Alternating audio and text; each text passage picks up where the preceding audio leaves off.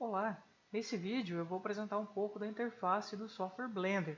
Aparentemente ela parece ser uma interface difícil e complexa, mas você vai perceber que ela é até um pouco intuitiva e facilita bem o trabalho. O Blender basicamente ele trabalha com teclas de atalho. Essas teclas facilitam muito o trabalho, você consegue ter uma produtividade mais alta utilizando elas, mas tudo que você faz através das teclas de atalho você consegue fazer via interface. E é o que eu vou mostrar nessa aula de hoje. Os comandos básicos para se começar a utilizar o software de modelagem 3D Blender. Antes de falar diretamente dos comandos, vamos entender como que está distribuída a interface desse software. Basicamente, ela possui aqui uma barra de topo, a top bar, que você possui configurações, possui algumas opções básicas aqui de algum software, que é salvar, umas edições de preferências, e logo à lateral dela você possui algumas modificações no Workspace, que você consegue modificar a sua área de trabalho, sua tela de trabalho aqui. Você pode perceber, conforme eu vou mudando, ele muda algumas janelas, algumas abas e traz para mim funções específicas para aquilo que eu vou trabalhar. Se eu vou trabalhar com animação, por exemplo, ele traz características específicas de animação, dá um foco maior aqui na nossa timeline e assim sucessivamente em cada uma dessas opções. Bom, uma outra questão que a gente tem aqui também na tela, que basicamente ele é dividido em três momentos, que é essa top bar, essa barra inicial aí, tem no topo. Temos os editores, que no caso que eu posso trabalhar com editor de imagem, no caso editor de textura, posso trabalhar com editor de vídeo, então tem diversos editores aqui. E por padrão ele vem nesse 3D Viewport. 3D Viewport é essa tela que estamos vendo no cubo, que é a nossa 3D View, essa janela para o mundo, para o espaço 3D. E junto com isso, por padrão, ele vem essa outline, que é onde eu consigo selecionar os objetos, consigo mudar algumas propriedades aqui. É como se fosse uma hierarquia, uma árvore dos objetos que estão na minha cena. E um pouco mais abaixo tem as propriedades. Aos poucos vamos entender como que essas propriedades podem ser modificadas. E mais abaixo na nossa tela temos aqui a timeline, que é onde possivelmente vamos trabalhar aí com animações. Você consegue, além de trabalhar toda a questão de modelagem 3D no Blender, você consegue também trabalhar animações. A timeline é essencial para isso, você conseguir trabalhar cada frame da animação ali. E um pouco mais abaixo é possível perceber que temos alguns atalhos, alguns ícones e algumas mensagens aqui, que o Blender costuma dar algumas dicas. Quando você seleciona um objeto, quando você faz alguma interação, ele mostra aqui alguns atalhos, alguns comandos que você pode utilizar. Então, de repente, se você ficar em dúvida de alguma coisa, você tem essas dicas aqui. Aqui em Help você também tem alguns tutoriais, você tem um suporte na comunidade para relatar bug, alguma coisa assim também. Tem a opção de bug que você pode reportar caso encontre algum, e a comunidade costuma responder de forma rápida aí. Então, basicamente, o Blender está dividido dessa forma, uma interface que é até intuitiva, ela é bem intuitiva. Aparentemente, você dá de cara com ela inicial assim, você assusta, acha que não é, mas ela é sim uma interface intuitiva. Bom, vamos começar a falar um pouco agora dos comandos. Como que eu começo a trabalhar a cena, como que eu começo a editar os objetos que estão aqui na minha cena para me começar a criar alguma coisa no Blender. Basicamente, você possui algumas ferramentas aqui na lateral, tá? Essas ferramentas possibilitam você trabalhar na cena, tanto essa da esquerda quanto essas ferramentas aqui da direita. Tá? Bom, se você quiser, por exemplo, dar o zoom no objeto, você pode clicar, dar um clique e arrastar o mouse para frente e para trás. Você consegue fazer esse zoom. Basta clicar, segurar aqui na lupa. Essa mãozinha aqui você consegue movimentar a sua cena, você consegue arrastar ela para a lateral, você consegue mover. Essa câmera aqui, quando você clica nela, você consegue ter a visão da câmera que está na cena. O que seria essa câmera? Essa câmera é a câmera que vai renderizar a nossa imagem. Então eu estou na 3D Viewport, estou visualizando o meu mundo 3D. Só que quando eu for renderizar, quando eu for fazer um filme, uma animação, alguma coisa assim, o que vai de fato ver a minha animação acontecer é essa câmera. E é essa câmera que vai transformar ela em vídeo, em imagem. Não é a nossa visão aqui, mas sim a visão da câmera. E essa outra aqui eu mudo a perspectiva. Eu coloco uma perspectiva, eu coloco a visão ortográfica ou a visão de perspectiva, que é a visão que tem profundidade. Então, dá para fazer essas interações. Mas esses itens aqui também podem possuir teclas de atalho. Por exemplo, o zoom, se eu rodar a bolinha do mouse e o scroll do mouse ali, eu consigo puxar o zoom e tirar. Se eu rodar para frente, eu puxo o zoom, para trás eu tiro o zoom. Posso fazer dessa forma. Para mim simular essa mãozinha aqui, que no caso é movimentar a minha cena, eu posso segurar o Shift no meu teclado e clicar e segurar a bolinha do mouse, o scroll, e eu consigo ter o mesmo efeito usando essa tecla de atalho, né, esses comandos de atalho aqui. Essa perspectiva, ela também possui um atalho. Você pode perceber que cada um desses elementos, quando você coloca o mouse em cima, embaixo aparece o atalho. Então, essa questão da perspectiva, eu falo que a minha tecla de atalho é o número 5 do teclado numérico. Então, se eu pressionar o número 5 do meu teclado numérico, eu faço a mudança de visão ortográfica para visão de perspectiva, assim como se eu clicasse nessa opção. Tá? E se eu quiser fazer uma rotação, por exemplo, né, eu quero fazer uma rotação no meu cenário, no meu objeto. Eu quero rotacionar minha visão, na verdade. Como que eu faço isso? Eu posso clicar aqui nessa rotação, né? Eu posso rotacionar o meu objeto, posso rotacionar aqui no eixo Z, no caso, ou o eixo Y, só eu clicar, consigo fazer essa rotação. Se eu apertar a tecla Ctrl Z, eu desfaço essa modificação que eu fiz. Essas ferramentas aqui da esquerda, basicamente, trabalham a questão aí de movimentação, de manipulação do objeto 3D. Aqui eu posso escalonar aumentar o tamanho do meu objeto. Posso aumentar aqui o objeto no eixo X, por exemplo. Posso aumentar no eixo Y. Então, estou escalonando, aumentando o tamanho do meu objeto. E aqui, todas as ferramentas de rotação, de escalonamento, ele junta em uma única ferramenta. E aqui você pode escalonar, você pode rotacionar tudo em uma única ferramenta. Eu particularmente prefiro trabalhar uma de cada vez, tá? Mas você pode utilizar ela dessa forma também. Você possui aqui, por exemplo, uma outra tecla de atalho, né, um outro comando de atalho, é segurar o scroll do mouse e mover. E aí você consegue girar a sua cena, você consegue mudar a sua visão. Seria o mesmo que você clicar e segurar e mover aqui nesses eixos coloridos aqui em cima. Seria a mesma coisa. Tem o mesmo efeito. Você também tem uma ferramenta aqui de anotação. Você pode escrever na cena, de repente anotar alguma coisa. Tem essa possibilidade. E é bem legal também essa régua. Você tem uma régua aqui, ó, você pode fazer algumas medições. Por exemplo, você clica na parte superior dela aqui, segura o Ctrl e ela meio que anexa na vértice ali, né, na quina do cubo, do objeto. E eu posso fazer a mesma coisa com a parte de baixo. Aí eu consigo alinhar minha régua exatamente, vamos dizer assim, a grosso modo, a quina do meu objeto. E aí eu consigo ver a medida desse objeto. Então é bem bacana, uma ferramenta também bem interessante para se trabalhar.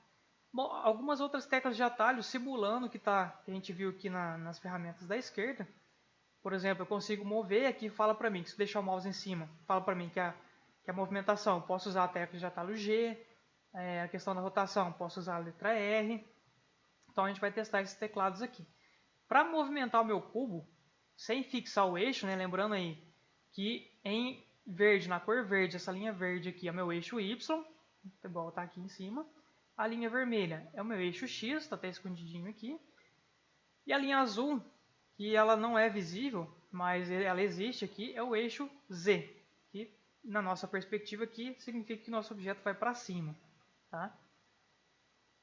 E a gente vai fazer algumas modificações de acordo com os eixos. Só que se eu quiser mover o objeto sem fixar no eixo, sem ser especificamente em um eixo, como que eu faço? Eu aperto a tecla G, né? Essa tecla G vem de pegar, né? De agarrar lá do inglês, grab.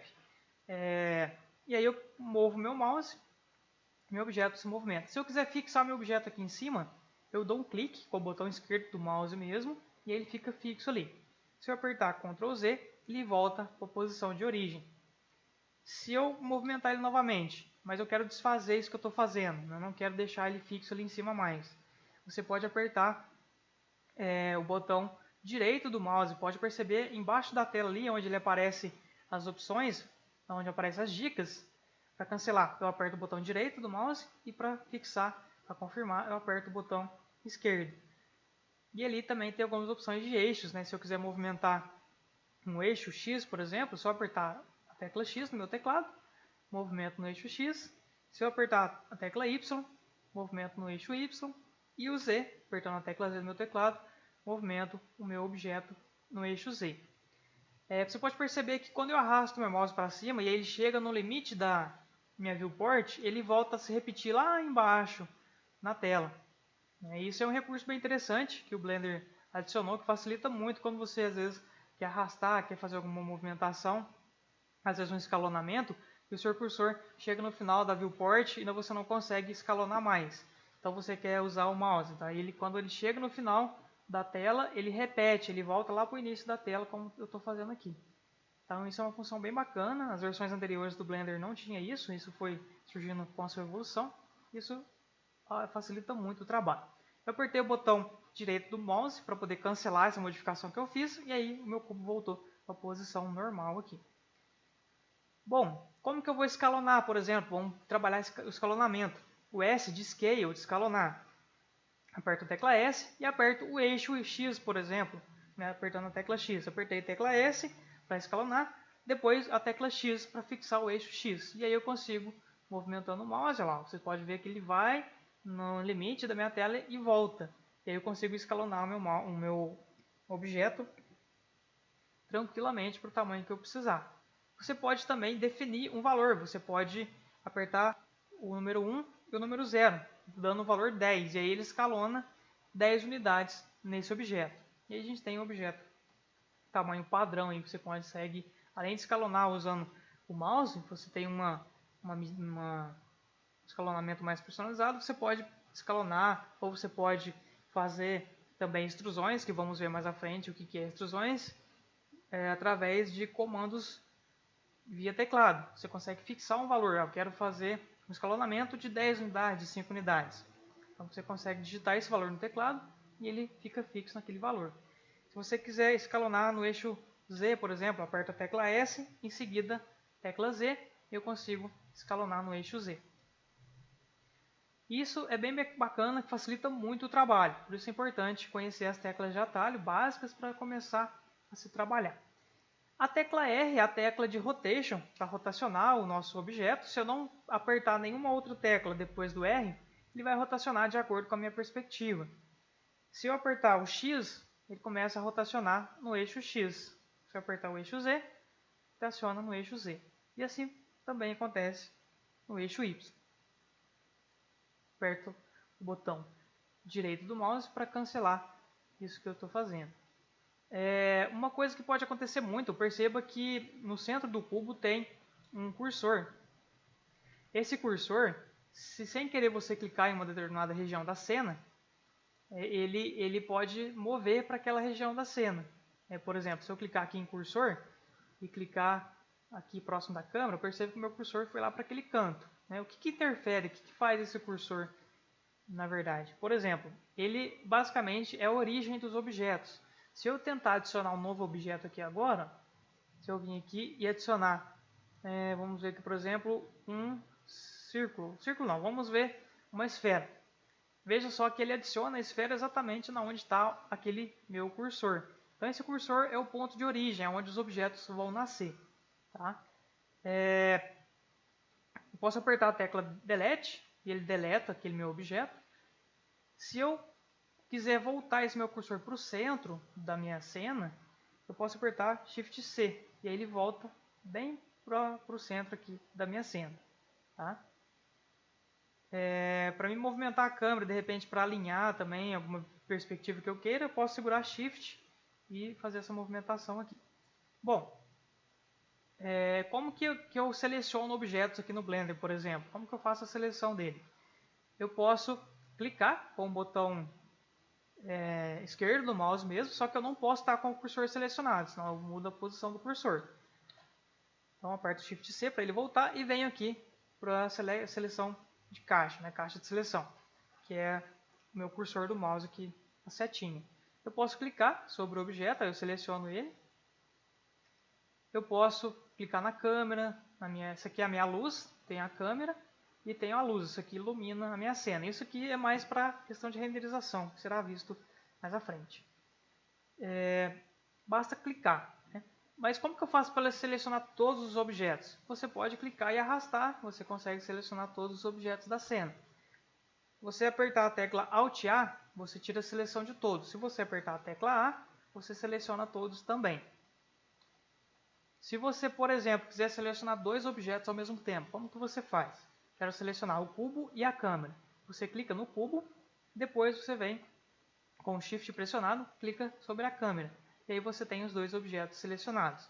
Se eu quiser mover eles agora, eu aperto a tecla G, eu consigo mover os dois ao mesmo tempo.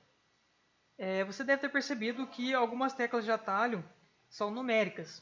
Então, se o seu computador for um notebook simples que não tem aquele teclado numérico, alguns notebooks não possuem esse teclado numérico, pode ser que algumas funções você não consiga utilizar. E o que você tem que fazer para corrigir isso?